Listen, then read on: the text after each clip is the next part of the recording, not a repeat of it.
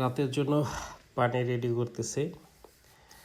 তো আজকে বাচ্চার প্রথম দিন, সকালে মোরা প্লাস দিছি। মোরা প্লাস কেউ যদি না চিনে থাকেন তাহলে লাইজুবিট, লাইজুবিটটা সম্ভবত রেনেটার কোম্পানি, আর মোরা প্লাসটা একমিট, একই জিনিস, জাস্ট কোম্পানি ভিন্ন। তো মোরা প্লাসটা দিছিলাম আমি 8 লিটার পানি, ওই পানিটা 1টা পর্যন্ত চলছে। তারপরে AD3 দিছি, ওইটা রাতের 8টা পর্যন্ত চলছে। তো প্রথম দিন যেহেতু আজকে বোর্ডিংয়ের ওষুধ দেব, তো আমি বোর্ডিং করে থাকি শেফা দিয়ে। শেফা দিব 1 গ্রাম 1 লিটার পানিতে, সাথে যেহেতু একটু শীতের দিন একটু ভিটামিন দেব AD3 4 লিটার পানিতে 1 মিলি। তো এইভাবে আসলে 3-4 দিন, মানে প্রথম ভ্যাকসিন করার আগ পর্যন্তই রাতে এই ওষুধটাই চলবে। সকালেও শেফা দেব আমি, নর্মালি রাত্রে এবং সকালে 2বার শেফা দিয়ে থাকি। তো রাতে শেফার সাথে দেব AD3, সকালে দেব থায়াবিন। আর দুপুরে কালকে যেহেতু পেপার তুলবো, তো কালকে আর টোপ্লাস দিব না, পরশু দিন দুপুরে টোপ্লাস দেবো। কালকে হয়তো বা দুপুরে সাদা পানি দিতে পারি। তো আজকে প্রথম দিনে আমি রাত্রে 1000 বাচ্চার জন্য 14 লিটার পানি নিছি, এর সাথে 14 গ্রাম শেফা নিছি এবং 4 মিলি AD3 নিছি। প্রত্যেকটা পাত্রে 1 লিটার করে পানি দেব। তো এইভাবেই। তো প্রথম দিন পানি দিতে গেলে একটু সমস্যা হয়, বুঝতে পারি না আসলে কথা নিয়ে পানি খাবে। তো প্রতিবারই 4-5 লিটার বেশি হয়, বোঝা যায় না। কারণ এক এক সময় এক এক ওয়েদার থাকে, তো দেখা যাচ্ছে গরমের সময় একটু বেশি খায়।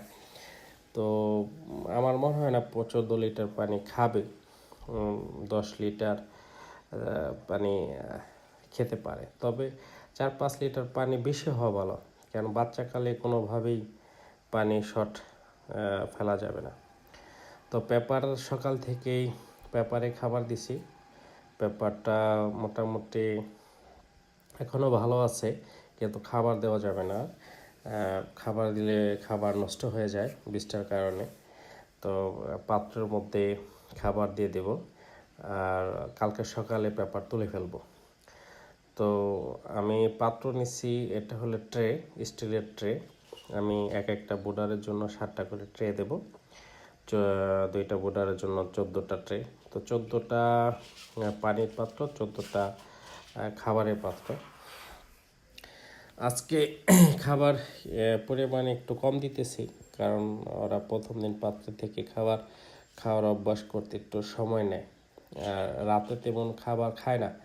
ওরা আসার পরে সারাদিনে যে পরিমাণ খাবার খায়, রাতে তার 3 ভাগের 1 ভাগও খায় না। কারণ ওরা তো আসলে আসার আগে তো খাবার পায় না, এর জন্য খাবারটা দিন একটু বেশি টানে। আর রাতের আবহাওয়া যেহেতু একটু ঠান্ডা থাকে, ঠান্ডার দিন, এর জন্য খাবারটা একটু কমই খাবে।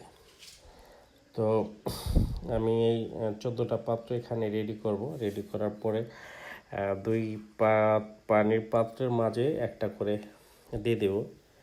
আজকে নিচে কোনো কাঠ বা কিছু দিয়ে এটা উঁচা করব না, কারণ যেহেতু নিচে পেপার আছে।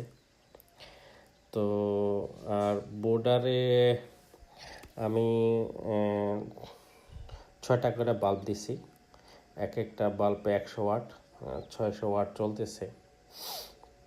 যেহেতু আমার বোর্ডারটা 6টা বাল্ব দিয়ে তৈরি করা, এর জন্য 600, 600, 1200, 1000 মুরগির জন্য আমি 1200 ওয়াট ব্যবহার করতেছি।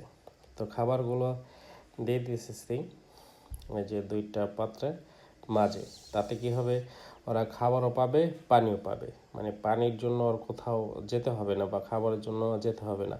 খাবার খাবে, সাথে সাথে ও মানে যেদিকে যাবে না কেন পানি মানে হবে। কারণ ব্রয়লার মুরগি একটু আলসে প্রকৃতি, সহজে পানি খেতে চায় না। খাবার পানি দেওয়া শেষ।